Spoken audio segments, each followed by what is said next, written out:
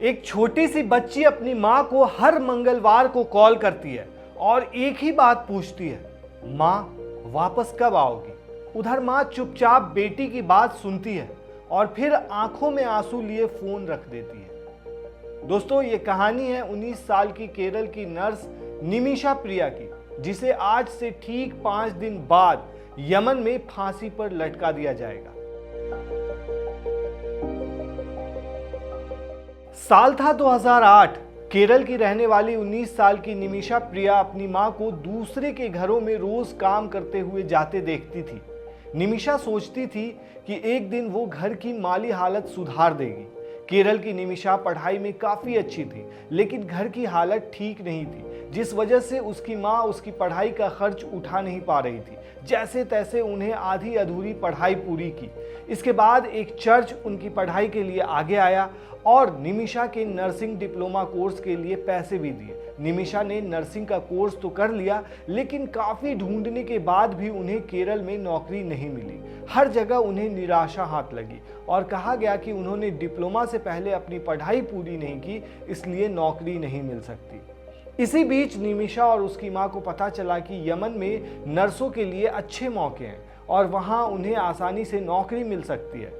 न चाहते हुए भी निमिषा की मां ने अपनी बेटी को यमन भेजने का फैसला किया और 19 साल की निमिषा अच्छे भविष्य का सपना लिए यमन चली गई। यमन जाते ही निमिषा को देश की राजधानी सना के एक सरकारी अस्पताल में नर्स की नौकरी मिल गई। उस वक्त यमन आज की तरह गृह युद्ध की चपेट में नहीं था और वहां काफी शांति थी। नौकरी मिलते ही निमिषा मां को बताती है कि उसके दिन अब बदलने वाले हैं, क्योंकि उन्हें सरकारी अस्पताल में नौकरी मिल गई है। सब कुछ अच्छा चल रहा था और फिर 3 साल बाद निमिषा अपनी शादी के लिए कोच्चि आई। निमिषा की शादी ऑटो चलाने वाले टॉमी थॉमस से हुई और शादी के बाद वो पति के साथ यमन लौट गई। यमन में पहुंचकर निमिषा ने अपना काम जारी रखा और थॉमस ने भी नौकरी ढूंढ ली। उन्हें कोई अच्छी नौकरी तो नहीं मिली, लेकिन एक इलेक्ट्रीशियन ने उन्हें अपना असिस्टेंट रख लिया। फिर आया साल 2012, जब निमिषा ने एक बेटी को जन्म दिया। बेटी के आने से घर में खुशियां तो आई और दोनों के लिए अलग देश में बेटी की देखभाल करना मुश्किल हो गया। बेटी की देख रेख करना दोनों के लिए मुश्किल हो रहा था। थॉमस को सैलरी भी काफी कम मिलती थी, जिससे आर्थिक दिक्कतें भी बढ़ने लगी थी। ऐसे में थॉमस अपनी बच्ची की परवरिश के लिए 2014 में उसे लेकर वापस केरल लौट आए। इधर थॉमस बच्ची के साथ देश लौटे और उधर यमन में गृह युद्ध शुरू हो गया और भारतीयों को यमन के नए वीजे मिलने बंद हो गए। गृह युद्ध की शुरुआत में यमन के हालात ज्यादा खराब नहीं थे और बेटी से दूर निमिषा सोचने लगी कि कैसे वो अपनी कमाई बढ़ाए ताकि पति और बच्ची को आराम से साथ में रख सके। इसके लिए उन्होंने अपना खुद का क्लिनिक खोलने का फैसला किया, लेकिन यमन के कानून के मुताबिक अगर किसी विदेशी को यमन में अपना बिजनेस खोलना है तो उसे किसी लोकल शख्स के साथ पार्टनरशिप करनी ही होगी। उसके बाद दोस्तों शुरू हुआ बर्बादी की वो कहानी जो आज फांसी तक पहुंच गई। दरअसल निमिषा यमन में किसी को ज्यादा जानती नहीं थी और तभी उसे ख्याल आया मेहदी का। मेहदी, जिसकी पत्नी ने उसी सरकारी अस्पताल में अपना बच्चा जन्मा था जहां निमिषा काम किया करती थी। मेहदी और उसके परिवार से निमिषा की जान पहचान हो गई थी। मेहदी कपड़े की दुकान चलाकर अपना गुजारा करता था। निमिषा ने मेहदी के सामने साथ मिलकर क्लिनिक खोलने का प्रस्ताव रखा तो वो मान गया। वो मानता कैसे नहीं, वो एक कपड़े की दुकान में काम कर रहा था। उसके बाद उसे एक अच्छा मौका मिला। क्लिनिक खोलने से पहले जनवरी 2015 में निमिषा भारत आई और इस बार उसके साथ मेहदी भी आया था। केरल में 1 महीने रहने के दौरान निमिषा और उसके पति ने उधार लेकर करीब 50 लाख रुपए जुटाए ताकि वो वापस जाकर क्लिनिक खोल सके। लेकिन मेहदी जो ये सब कुछ देख रहा था, उसके दिमाग में कुछ और ही चल रहा था शायद। इसी दौरान निमिषा के घर से उसकी शादी की तस्वीरें चुरा ली। किसने? मेहदी ने।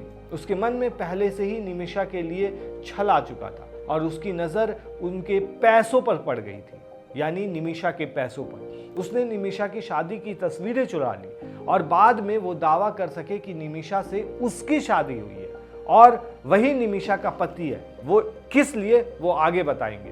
दोस्तों, इस साजिश से बेखबर निमिषा यमन लौट गई और मेहदी के साथ मिलकर क्लिनिक की शुरुआत की। निमिषा का क्लिनिक 14 बेड का था और उसका नाम रखा गया अल अमान मेडिकल क्लिनिक। निमिषा ने इसी दौरान बेटी और पति को यमन बुलाने की कोशिश भी शुरू कर दी, लेकिन तभी यमन में गृह युद्ध और ज्यादा तेज होने लगा और भारत सरकार ने यमन की यात्रा पर ही रोक लगा दी। भारत सरकार ने यमन में रह रहे अपने 4600 नागरिकों को बाहर निकाल लिया, लेकिन निमिषा ने अपना नया क्लिनिक छोड़कर भारत लौटने से इनकार कर दिया, क्योंकि उसने काफी ज्यादा उस क्लिनिक के लिए मेहनत की थी और उन पर दोस्तों और रिश्तेदारों का बहुत बड़ा कर्जा भी था, जिसे उन्होंने क्लिनिक खोलने के लिए लिया था। ऐसे में वो भारत नहीं लौट सकती थी, लेकिन उन्हें पता नहीं था कि यमन में रहकर उसकी जान पर बन आएगी। निमिषा का क्लिनिक अच्छा चलने लगा और इधर निमिषा के पार्टनर मेहदी का मन भी डोलने लगा और इसी बीच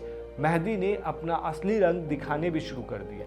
उसने सबको बता दिया कि निमिषा उसकी पत्नी है और क्लिनिक से होने वाली कमाई उसने निमिषा से छीनना शुरू कर दिया। दरअसल दोस्तों, यमन के अंदर अगर पत्नी है तो पूरा अधिकार एक तरह से कह सकते हैं कि चला जाता है, वो उसमें मतलब हिस्सा ले सकता है, वो पैसा अपने पत्नी का ले सकता है। निमिषा प्रिया की मां प्रेमा कुमारी की तरफ से दिल्ली हाईकोर्ट में दायर याचिका के मुताबिक दोस्तों, निमिषा की क्लिनिक खोलने के कुछ बाद ही मेहदी ने क्लिनिक के कागजात में छेड़छाड़ कर उसे अपना बताना शुरू कर दिया।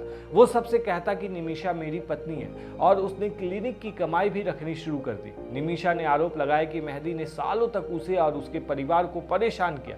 मेहदी ने यहाँ तक निमिषा का पासपोर्ट तक छीन करके अपने पास रख लिया ताकि वो यमन से भाग न सके। वो ड्रग्स लेता था और निमिषा को टॉर्चर भी करता था। उसने कई बार बंदूक की नोक पर निमिषा को धमकी भी दी। उसने क्लिनिक के सारे पैसे रख लिए और उसके गहने भी जबरदस्ती छीन लिए, मतलब निमिषा के गहने। उसके बाद शारीरिक और मानसिक प्रताड़ना से तंग आकर निमिषा ने सना की पुलिस में इसकी शिकायत की, मतलब कि यमन की राजधानी सना में उसने शिकायत भी दर्ज की पुलिस को जाकर। लेकिन पुलिस ने मेहदी पर कोई कार्रवाई करने के बजाय निमिषा को ही अरेस्ट कर लिया और उन्हें 6 दिनों तक जेल में भी रखा। जेल से निकलने के बाद निमिषा पर मेहदी के अत्याचार कई गुना बढ़ गए। इसी बीच जुलाई 2017 में निमिषा की जान पहचान अपनी क्लिनिक के पास वाली जेल की वार्डन से हो गई। वार्डन ने निमिषा की कहानी सुन उसे सुझाव दिया कि वो बेहोशी की दवा की मदद ले सकती है, जिससे उसे अपने पासपोर्ट मिल जाएंगे। परेशान निमिषा किसी भी तरह अपना पासपोर्ट हासिल करके अपने देश वापस भाग जाना चाहती थी और इसी वजह से उसने मेहदी को बेहोशी की दवाई दे दी। लेकिन मेहदी ड्रग्स लेता था, जिससे उस पर बेहोशी का कोई असर नहीं हुआ, मतलब बेहोशी की दवा का कोई असर नहीं हुआ। ऐसे में निमिषा ने उसे दूसरे दिन बेहोश करने की कोशिश फिर से की और इस बार बेहोशी की दवा का डोज थोड़ा ज्यादा रखा, लेकिन डोज मेहदी के लिए इतना ज्यादा हो गया कि वो हमेशा हमेशा के लिए बेहोश हो गया, मतलब मिनटों में उसकी मौत हो गई। मौत के बाद निमिषा डर गई। उसने मेहदी के शव के टुकड़े किए, वाटर टैंक में डाल दिया। इसके बाद वो वहां से फरार हो गई। मेहदी की मौत के लिए निमिषा को जिम्मेदार बताया गया और उसकी तलाश शुरू की गई। निमिषा 1 महीने बाद सऊदी अरब की सीमा के नजदीक यमन से गिरफ्तार कर ली गई और उसे जेल में बंद कर दिया गया। साल 2020 में एक स्थानीय अदालत ने निमिषा को मौत की सजा सुनाई। इधर भारत में निमिषा के परिवार ने स्थानीय अदालत के फैसलों को यमन के सुप्रीम कोर्ट में चुनौती दी। याचिका 2023 में खारिज कर दी गई, जिसके बाद जनवरी 2024 में यमन के हूती विद्रोहियों के शीर्ष राजनीतिक परिषद ने निमिषा के फांसी को मंजूरी दे दी। इसके बाद निमिषा की मां अपनी बेटी को बचाने की कोशिशों में किसी तरह यमन पहुंची और उन्होंने स्थानीय मध्यस्थ के जरिए मेहदी के परिवार से बातचीत शुरू की, मतलब बीच में किसी और इंसान को रखकर। निमिषा को बचाने का एक ही रास्ता है और वो है मेहदी के परिवार का निमिषा को ब्लड मनी के बदले में माफ करना। ब्लड मनी मतलब कि अगर किसी की मौत हो गई है तो पैसे देकर उसके बाद उस परिवार को राजी कर लेना और माफ़ कर देना, जिसके बाद अदालत जो है वो मान जाती है और उसे बरी कर दिया जाता है। निमिषा के परिवार के वकील का कहना है कि मध्यस्थता वार्ता के तहत 2 बार 19 लाख रुपए की मांग की गई और भारतीय दूतावास के जरिए मेहदी पक्ष के वकील को 38 लाख रुपए भेजे भी जा चुके हैं। बावजूद इसके निमिषा की मौत की सजा नहीं टाली जा सकी है। दोस्तों, निमिषा को बचाने के लिए सेव निमिषा प्रिया इंटरनेशनल एक्शन काउंसिल नाम से एक समूह भी बनाया गया है, जिसकी मदद से ब्लड मनी के लिए पैसे जमा किए गए। निमिषा के परिवार के वकील ने बताया कि मेहदी के परिवार को 10 लाख डॉलर तक की पेशकश की गई, लेकिन अभी तक बात नहीं बन पाई है। निमिषा की फांसी में अब बस गिने दिन बचे हुए हैं, मतलब 16 तारीख को उसको फांसी दी जाएगी, 16 जुलाई। लेकिन कोशिशें अब भी जारी हैं। निमिषा के पति और उसकी 13 साल की बेटी को अब भी किसी चमत्कार की आस है। निमिषा के पति थॉमस कहते हैं कि बेटी हर मंगलवार को अपनी माँ से बात करती है और जब भी बात करती है तो उसका एक ही सवाल होता है, माँ वापस कब आओगी।